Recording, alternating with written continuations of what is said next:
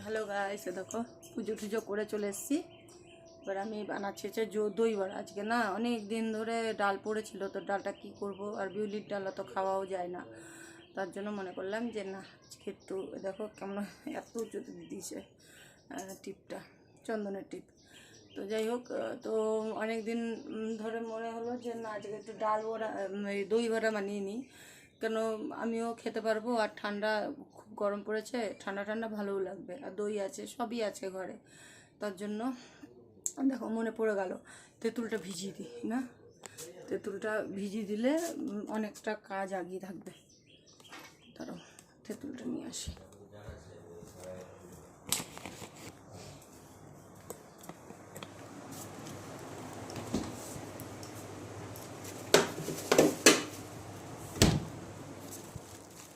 যে তেঁতুলটা এবারে ভিজাবো, বুঝলে?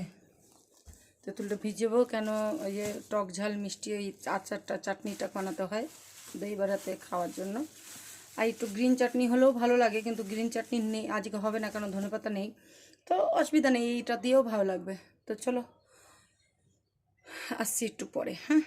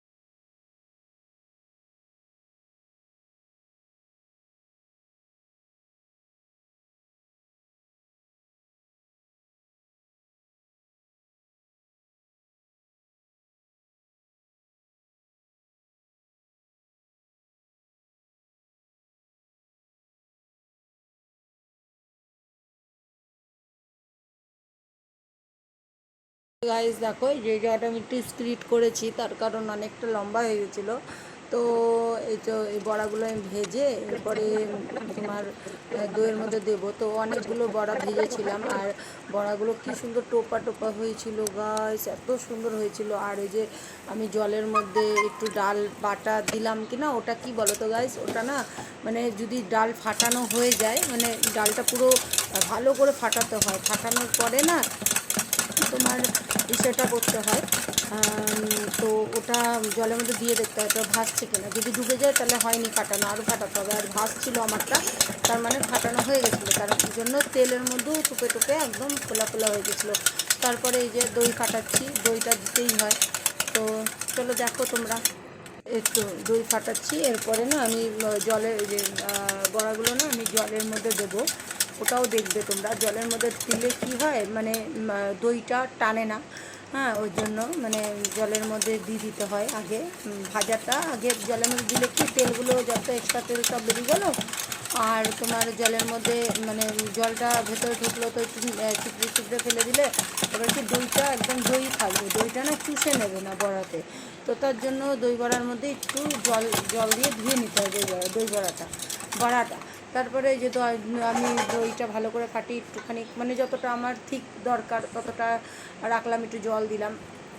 দেওয়ার পরে এই যে বাদ বাকি জলের মধ্যে আমি ওটাকে না ওই যে দেখো আমি ধুয়ে এই যে হ্যাঁ ওই যে চিপড়ে চিপড়ে দেখো ফেলছি, কিন্তু আমার বড়া সেই সুন্দর হয়েছিল গাইস, সেই সুন্দর, একটু ভেতরে কাঁচা নেই, মানে ফ্লপি যেরকম হয় না, একদম সুন্দর একটা বড়া হয়েছিল।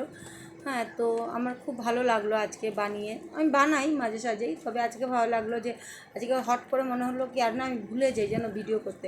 অনেক সময় এরকম হয়েছে আমি ক্যামেরা লাগিয়ে দিয়েছি কিন্তু অন করিনি, আর ভিডিও হয়েই গেছে, তারপর রাগ উঠে গেল যে না পুরো রান্নাটা করার পরে আমি দেখছি যে ক্যামেরা অন নেই। তো আমি তো দুবার আবার করতে পারবো না, যেহেতু চারজন মানুষ কত খাবো, তো এরকম ব্যাপার হয়ে যায়। তার জন্য না আজকে আমি আগে আগে ক্যামেরা সেট করেছি, তারপরে দিয়ে আমি এই যে করেছি জিনিসটা। আর কত বাসন দেখো গাইস, এত বাসনকে পুরো আমাকে সব করতে হবে। দিয়ে এই যে দেখো দইগুলো ফাটাচ্ছি, এবার দইয়ের মধ্যে ওগুলোকে বড়া দুগুলোকে দিয়ে একটু ভিজিয়ে রাখবো। আর আমি ওইদিকে চাটনি বানাচ্ছি, চাটনির রেসিপিটা আমি শেয়ার করিনি, তো দেখো তোমরা দেখতে থাকো।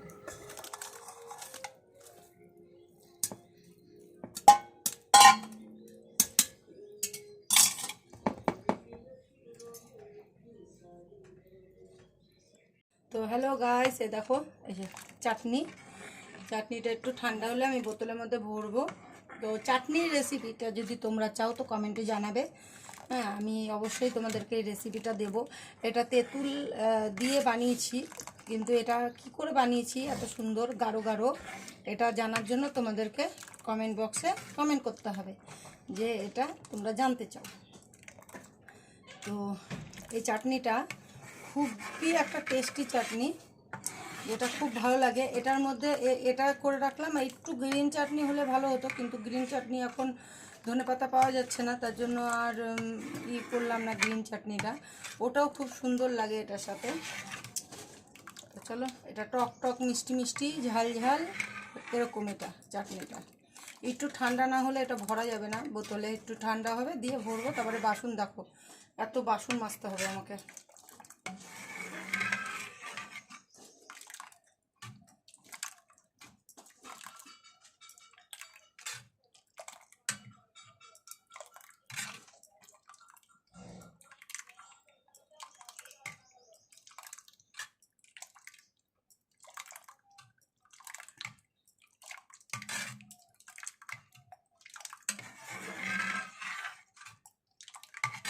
এটা একটু নাড়াতে হয়, তার কারণ যদি না নাড়াও তো এটা একদম জমে যাবে, তো ভালো লাগবে না। তখন এটা একটু একটু করে তোমাকে নাড়াতে হবে, যেমনভাবেই হোক একটু নাড়াবা, দেখবা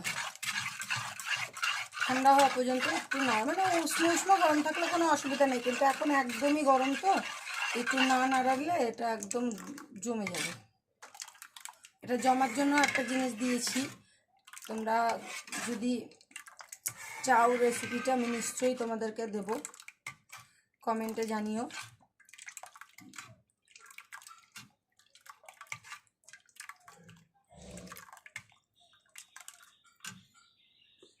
তো গাইজ এই যে টেস্ট করাচ্ছি, কেমন হয়েছে আমি জানি না, তো অবশ্যই আমি ওদেরকে টেস্ট করিয়ে তোমাদেরকে জানাবো যে কেমন হয়েছে। দেখো আমি চাটনিটাও ঢেলে নিয়েছি। তো এই যে বড়াটা, আহা হা হা, বেশি দেবো না এখন, এই দুপুরবেলা খাবে এটা।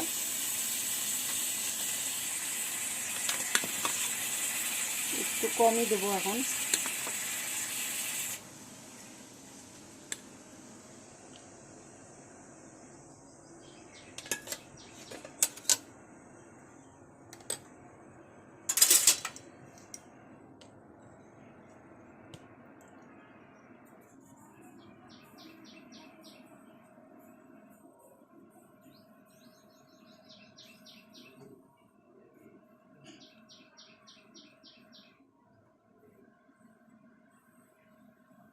আহা হা হা হা,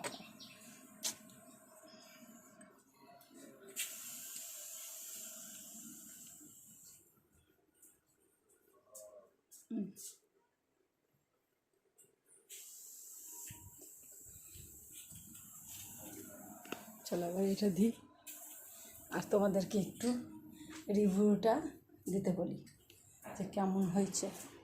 ঠিক ঠিক। আর বলছি মনোপুরামে আমার ডিএসএ হয়ে গেছে। হ্যাঁ, এই যে ডিএসএ নাম্বার দিয়ে দিয়েছে। কিসে রিভিউটা দাও কেমন হয়েছে। হ্যাঁ, আর খেয়ে দেখো, পুনেওয়ালা ফোন করেনি আমাকে, খেয়ে দেখো। পুনেওয়ালা করেনি, ওই মনোপুরাম থেকে ডিএসএ হয়ে গেল ফার্স্ট, ওটাই মানে আমি বলছি আর কি। হ্যাঁ খেয়ে দেখো, খেয়ে হ্যাঁ, খেয়ে মানে আপনাদের তাহলে আপনি যখন আপনি তো মনে হয় না সামনের মাসে কি করবো, রিভিউ দাও কেমন হয়েছে।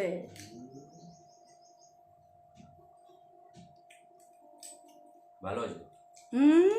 সত্যি না মন রাখার জন্য? হ্যাঁ ভালো, এমনি গন্ধ পাই না নাকে, ভালো হয়েছে ভালো হয়েছে। তো গাইস খেতে হলে চলে আসো আমার বাড়ি।